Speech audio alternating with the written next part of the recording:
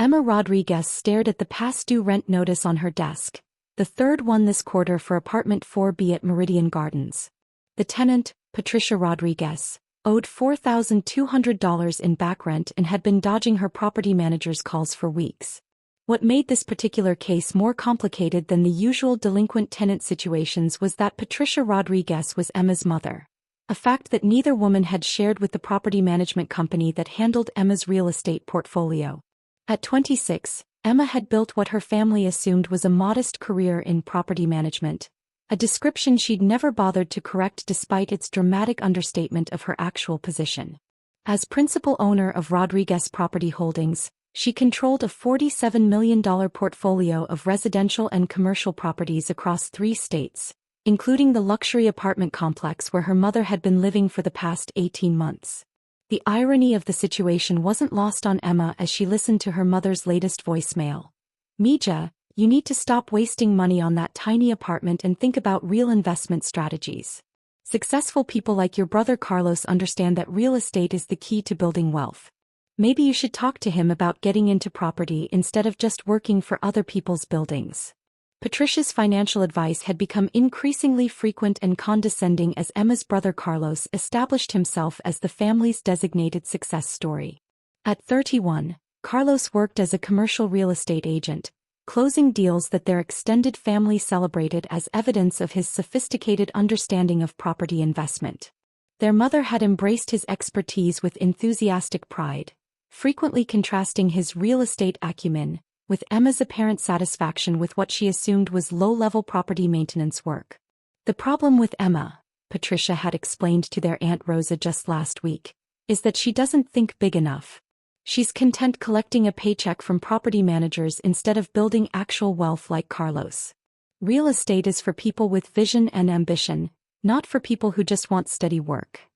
The family's misunderstanding of Emma's career had crystallized during Patricia's move to Meridian Gardens, an upscale complex in downtown Austin that represented everything their mother associated with financial success. Patricia had secured the apartment through a rental application that emphasized her steady income as a medical office administrator, conveniently omitting her mounting credit card debt and her history of late payments with previous landlords.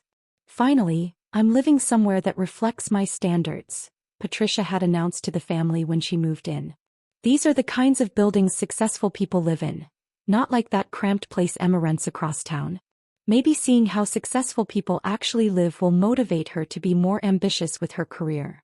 Emma had said nothing when her mother toured her through the apartment's granite countertops and hardwood floors, the amenities Patricia assumed represented someone else's investment success. The building's ownership structure was complex enough that Patricia had never connected her daughter's property management work with Meridian Gardens specifically, instead viewing Emma's job as generic maintenance coordination for various low-end rental properties. The family dynamic had been established early in Emma's career. Carlos was the real estate professional building genuine wealth, while Emma was the steady but unambitious daughter who preferred safe employment over entrepreneurial risk. Their mother's frequent financial advice reflected this hierarchy, with Carlos's opinions treated as professional expertise while Emma's rare comments about property investment were dismissed as the uninformed observations of someone who worked around real estate without understanding it. "What Emma needs to understand," Carlos had lectured during their last family gathering, "is that property management experience is valuable, but it's not the same as actual ownership. She's learning about maintenance and tenant relations, which is great, but she's not building equity or understanding market dynamics the way people in my position do." Emma had nodded politely while Carlos explained the fundamentals of real estate investment as if she were hearing these concepts for the first time.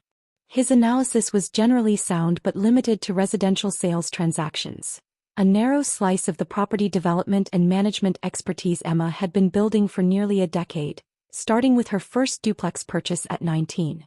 Patricia's financial struggles had intensified over the past 6 months as her medical office reduced hours and her credit card payments became unmanageable.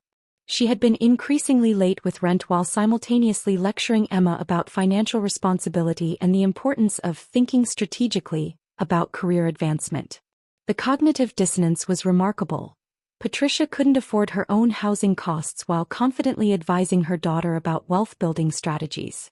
"Emma, "Sweetheart, you're 26 years old and still renting that little apartment," Patricia had said during their last phone conversation. "Carlos bought his house at 28. You need to start thinking about real investment opportunities instead of just helping other people manage their properties."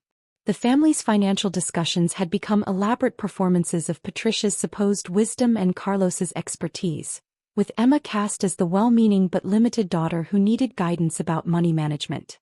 Patricia would analyze real estate trends with the confidence of someone who had discovered profound insights, while Emma's careful questions about market fundamentals were treated as evidence of her inexperience with serious investing. "The thing about Emma," Patricia had confided to their cousin Linda, "is that she's too cautious. She sees the maintenance problems and tenant issues at work, so she thinks real estate is risky. But successful people like Carlos understand that property ownership is how you build generational wealth." Carlos's recent promotion to senior sales associate had elevated his status within the family's hierarchy of financial expertise. He began offering Emma increasingly detailed advice about getting started in real estate, recommending starter properties and explaining financing options as if she were a complete novice rather than someone who had been analyzing property deals professionally for years. "Emma's problem is that she thinks small," Carlos had explained to their uncle's investment club. "She's learned about property management from the bottom up, which gives her great operational knowledge, but she doesn't see the big picture. That's why I keep encouraging her to think about ownership rather than just working for property companies." The family's collective concern about Emma's financial future had reached new levels as Patricia struggled with her own rent payments. Somehow, Patricia's inability to afford her lifestyle had been transformed into evidence that Emma needed better financial guidance. If their mother, who lived in such an upscale building, was worried about Emma's lack of property ownership, then Emma's situation must truly be problematic. "I'm concerned that Emma isn't taking advantage of her insider knowledge," Patricia had told their Aunt Rosa. "She sees all these investment opportunities through her work, but she's not acting on them. Maybe she needs Carlos to help her understand how to transition from property management to actual investing." The irony was so complete that Emma sometimes wondered if she was living in an elaborate comedy. Her mother couldn't afford her rent while lecturing Emma about real estate investment. Carlos was explaining property basics to someone who owned the building he couldn't afford to live in, and the entire family had constructed a narrative where Emma's actual expertise was evidence of her financial limitations. Patricia's latest financial crisis had prompted her most direct intervention yet. "Mija, I've been thinking about your situation and I want to help you get serious about building wealth. I know someone who works in property investment.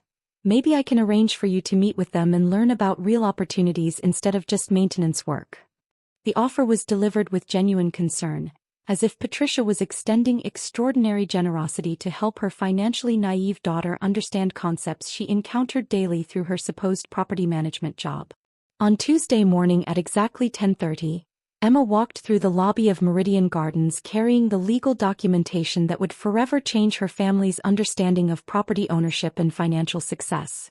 The formal eviction proceedings required her personal signature as the building's principal owner, a detail that had been carefully managed through her property management company to maintain privacy.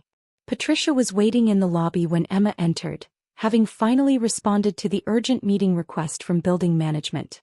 "Emma, what are you doing here?" "This is about my rent situation.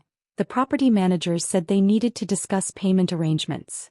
Emma approached her mother with professional composure and opened her portfolio.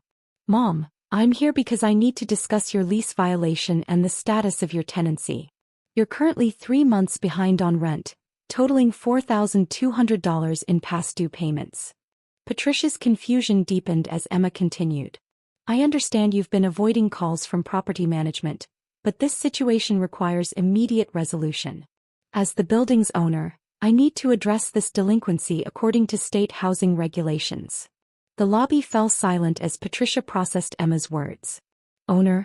Emma, what are you talking about? You work in property management for different buildings. You can't possibly." "I own Meridian Gardens through Rodriguez Property Holdings," Emma explained matter-of-factly, producing the deed and ownership documents. "I also own the Aurora Ridge complex where Carlos tried to show properties last month, the Westside Commercial Center where Aunt Rosa's salon rents space, and the Riverside Apartments where Cousin Linda was hoping to find a unit." Patricia stared at the legal documentation with growing horror. But you told us you work in property management. You said you handle maintenance and tenant relations. I do handle property management, for my own portfolio, Emma clarified. Rodriguez Property Holdings manages 47 properties worth approximately $47 million in combined value. You've been living in one of my apartment complexes for 18 months while lecturing me about the importance of property ownership.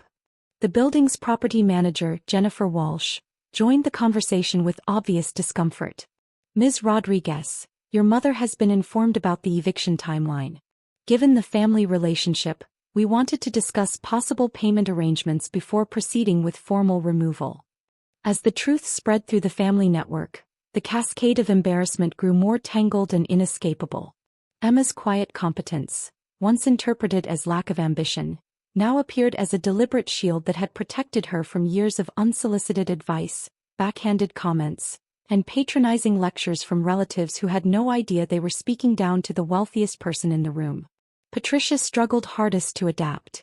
Even after moving into a modest one-bedroom apartment in a less desirable neighborhood, she continued speaking about the temporary downturn in her finances with a forced brightness that fooled no one.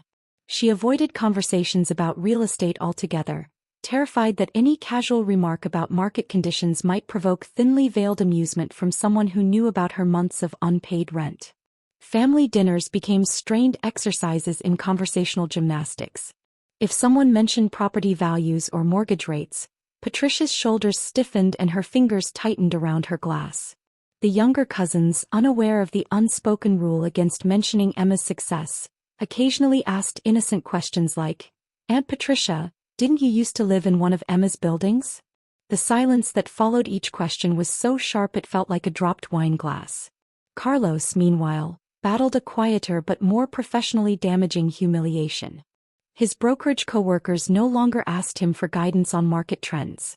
Some avoided eye contact altogether, remembering how confidently he used to boast about his insider knowledge, while unknowingly explaining fundamentals to a property owner who repeatedly purchased entire portfolios.